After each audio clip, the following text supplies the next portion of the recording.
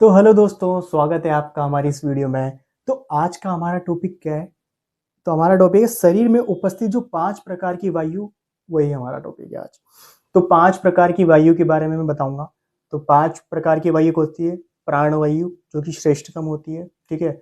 उदान वायु जो कि उत्तम, उससे उदान उससे उत्तम होती है, ठीक है। अपान वायु, ठीक है। और समान वायु। इन 5 वायुओं के बारे में आज मैं बताऊंगा। ध्यान से सुनना। इनके स्थान बताऊंगा, इनके काम बताऊंगा। तो चलो शुरू करते हैं। तो सबसे पहला आ गया भैया, प्राण वायु।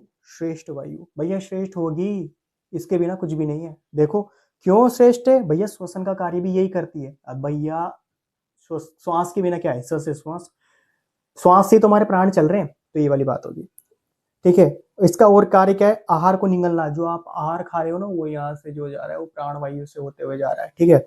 और क्या है? छवतु और उद्गार। उद्गार, ठीक है। और छवतु छींक, ठीक है। तो ये कार्य भी कौन कर रही है? प्राण वायु, ठीक है। अब स्थान का है मूर्धा, शील, कान, जिह्वा, नासिका। मतलब ये वाला पार्ट हो गया सारा। ये वाला पार्ट जितना भी है ना, यही है प्राण वायु, इसके अलावा कहीं नहीं है, बस यही है, ठीक है। फेस फेस के यहाँ पर, यहाँ कंठ तक यहाँ मान लो, ठीक है। क्यों? क्योंकि कंठ से नीचे और नाभि के ऊपर कौन सी वायु है? उदान वायु, ठीक है। अब भाई उदान वायु का स्थान क्या बता दिया? नाभि और कंठ में स्थित। नाभि और कंठ, यहां से यहां तक वाला काम हो गया इसका, ठीक है।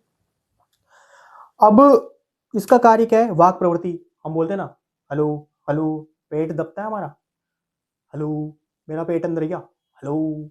तो ये वाली बात होगी। तो हम बोलने के लिए हमारे जो प्राण वायु है ना, वही हमारा पुश करती है।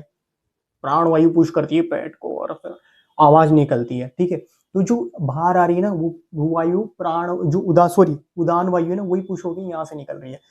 तो ये वाली बात हो गई। वाक प्रवृत्ति कौन हो रहा है? उदान वायु। बोलते हैं ना हेलो, तुम खुद बोल के देखो ना, हेलो बोलते हैं, हमारा पेट ऐसे दब रहा है, हेलो, ठीक है।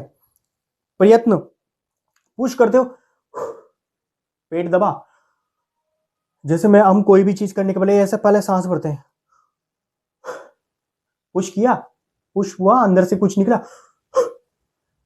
हो हाँ, ऐसे नहीं करते। बॉक्सिंग बॉक्सिंग करते हैं तो उसमें क्या होता है? मुक्का मारते तभी तो ऐसे तो होता है ना।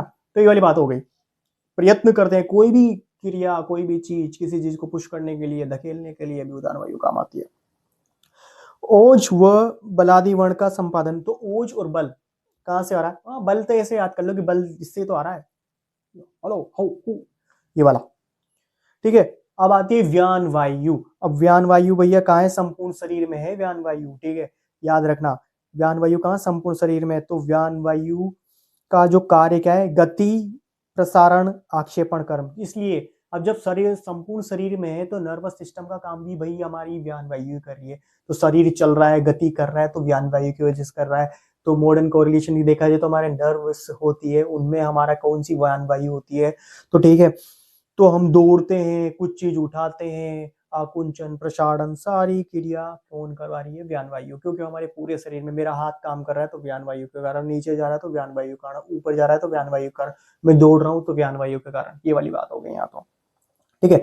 अब आ जाओ आगे, समान वायु। अब समान वायु क्या होती है?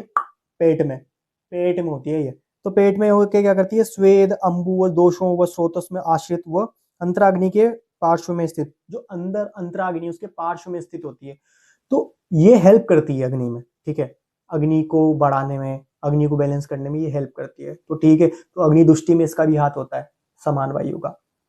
जो बोलते हैं ना, वात बढ़ जाता है, वात बढ़ाने से वो अग्नि बढ़ जाती है, तो हाँ, वो यही है, यही वाली वायु है वो जो दूषित होती है। आगे आ जाओ, अपान वायु। भैया अपान वायु कहते हैं वर्षण, बस्ती, मूत्रेंद्रियों, नाभि, उर, वक्षण व गुदा में स्थित वीर्य, मूत्र, पुरुष, आर्तव व गर्भ का धारण कर निष्कासन। अब जो हमारे यहाँ नाभि तक तो कौन सी रहेगी? उदान वायु। अब नाभि के नीचे वाले पार्ट में, ये वाले कौन आ गया? अपान वायु। अब नाभि के नीचे वाले पार्ट में हमारा शुक्र है, हमारे मल है, हमारा मूत्र है, हमारा गर्भ है, ठीक है। वो सारे की चीज का है इसके नीचे वाले पार्ट में, जो इसके नीचे वाले काम कौन करे? अपान वायु। तो इसलिए तो अपान वायु दूषित हो जाती है, तो सारे नीचे वाले काम दूषित हो जाते हैं, ठीक है। तो अपान वायु ठीक रखो, वरना नीचे का मटेरियल सारा खराब हो जाएगा, ठीक है। तो कोई भी चीज है, हाँ, तो इतना ध्यान रखो कि अगर मान लो अब मैं बोल के सोचो कि अगर हमें डायरिया हो रहा है तो भी अपान वायु दूषित हो जाए, हमें शुक्र परिवर्तन का काम, शुक्र जल्दी निकल रहा है तो हो सकता है हमारी अपान वायु दूषित दूषित हो रही हो, तो अपान वायु की चिकित्सा करनी है वहां पे भी। ठीक है। मल का कार्य, गर्भ गर्भ को निकालने का कार्य सारा, तो अपान वायु को ठीक रखना है, तो अपान वायु को सारे कर्म बता दिए मैंने। ठीक है। तो भाई पांचों वायु के बारे में मैंने बता दिया, एक एक करके सारा कुछ, कहाँ पे रहती है, क्या उसका कार्य है, एक एक वायु को डायग्राम दिए, थोड़ा देखो, थोड़ा समझो।